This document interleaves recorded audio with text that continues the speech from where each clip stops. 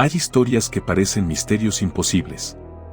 Historias que llenan horas de televisión, teorías conspirativas, sospechas, acusaciones y preguntas sin respuesta. Pero a veces la verdad es mucho más simple, y por eso mismo más terrible. En noviembre de 2009, una familia salió de su casa para hacer un viaje corto. Un viaje familiar, tranquilo, como miles de viajes que se hacen cada fin de semana en Argentina. Pero esa familia nunca llegó a destino. Durante 24 días, todo el país habló de ellos. Los noticieros especularon, los periodistas investigaron, la policía aseguró que estaba buscando. Se habló de secuestros, de narcotráfico, de ajustes de cuentas, incluso de desapariciones voluntarias. Esta es la historia del caso Pomar, uno de los episodios más impactantes y vergonzosos de la investigación policial en la Argentina. El 14 de noviembre de 2009, Fernando Pomar salió de su casa junto a su esposa Gabriela Viagrán y sus dos hijas pequeñas, Candelaria, de 6 años, y Pilar, de apenas 3. Era un viaje familiar. Nada extraordinario. Iban a visitar a parientes en la provincia de Buenos Aires. Salieron en su auto, un Fiat Tuna Weekend rojo, un vehículo común, de esos que se ven todos los días en las rutas del país. No había discusiones. No había problemas visibles. No había señales de peligro. La familia emprendió el viaje con total normalidad. Las horas pasaron. Pero la familia nunca llegó. Al principio nadie pensó lo peor. Tal vez se habían retrasado. Tal vez se quedaron sin señal en el celular. Tal vez decidieron detenerse en algún lugar del camino. Pero con el correr de las horas la preocupación empezó a crecer. Las llamadas no eran respondidas. Los celulares estaban apagados. Y finalmente, cuando ya había pasado demasiado tiempo, llegó la denuncia. Una familia entera había desaparecido. La policía comenzó a reconstruir el recorrido. Se revisaron peajes, estaciones de servicio, cámaras de seguridad. Fue así como apareció uno de los últimos registros del viaje. El auto de los Pomar había pasado por una cabina de peaje. Después de ese momento, el rastro se volvía confuso. El vehículo no aparecía. La familia tampoco. Lo que comenzó como una preocupación familiar rápidamente se transformó en un caso nacional. Los medios empezaron a cubrir la historia todos los días. Los programas de televisión discutían hipótesis. Los especialistas opinaban. Y cuando no hay información clara, aparecen las teorías. Algunos periodistas comenzaron a investigar el pasado de Fernando Pomar. Se habló de posibles deudas, de problemas económicos, de negocios que podrían haber salido mal. En cuestión de días, el caso ya estaba lleno de sospechas. Se insinuó que la familia podría haber sido víctima de un secuestro.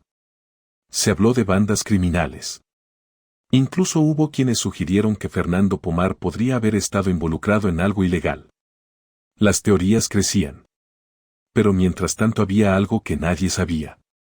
2 días después de la desaparición, alguien había visto algo. El 16 de noviembre, un trabajador rural llamado Casimiro Frutos circulaba por la ruta provincial 31, cerca de la localidad de Salto, en la provincia de Buenos Aires. Era una ruta tranquila, rodeada de campos y pastizales. En un momento, algo le llamó la atención. Al costado del camino, entre la vegetación, parecía haber un auto. No era fácil de ver. Estaba parcialmente oculto por los pastos altos. Pero Frutos alcanzó a distinguir lo suficiente como para pensar que podía tratarse de un accidente. Entonces hizo lo que cualquier persona responsable haría. Llamó al 911. La llamada quedó registrada. Frutos explicó lo que había visto, un auto volcado al costado de la ruta. Del otro lado de la línea tomaron los datos. Y ahí terminó todo. Nadie fue a revisar.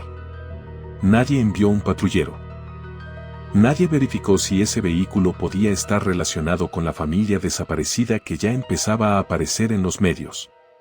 La información simplemente quedó perdida dentro del sistema. Mientras tanto, el caso Pomar se volvía cada vez más mediático. Los días pasaban. La familia seguía sin aparecer. Los operativos de búsqueda se multiplicaban. Perros rastreadores, patrulleros, helicópteros, declaraciones oficiales. La policía aseguraba que estaba revisando la zona. Pero algo no estaba funcionando.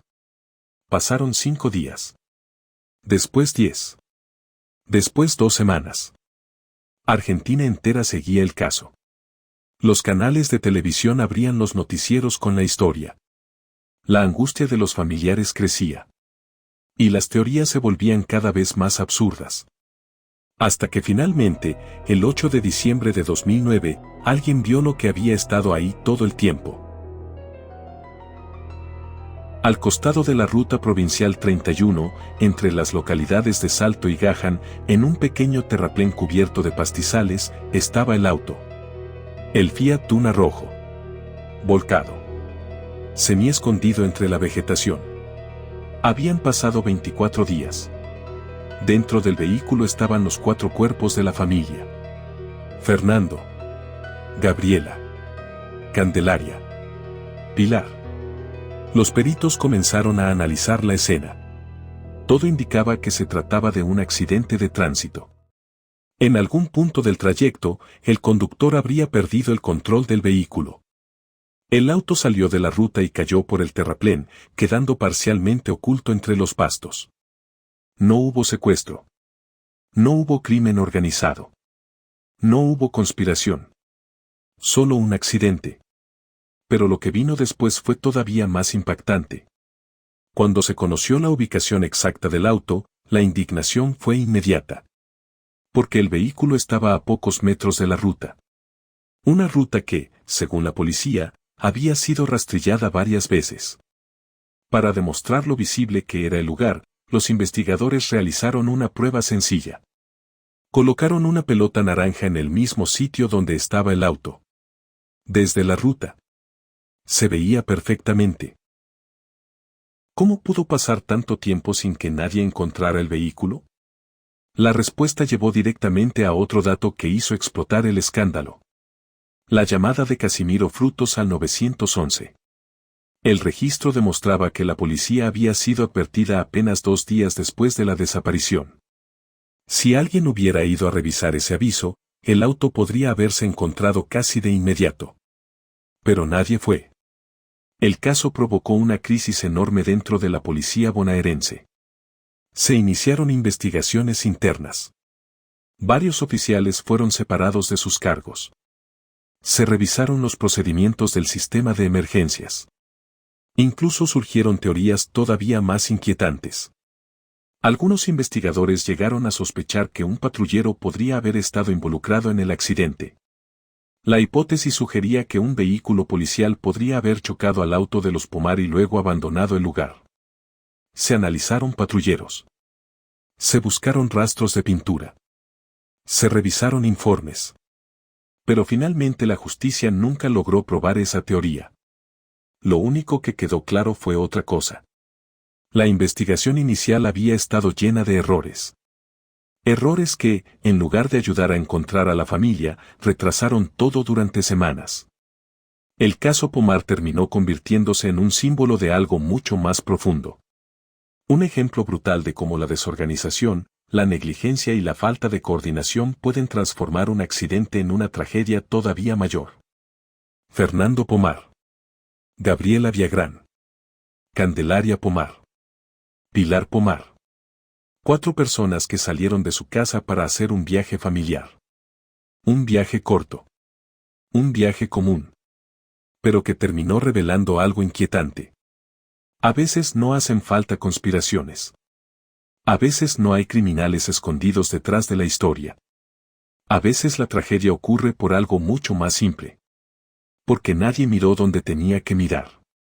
Y durante 24 días, una familia entera estuvo a metros de una ruta.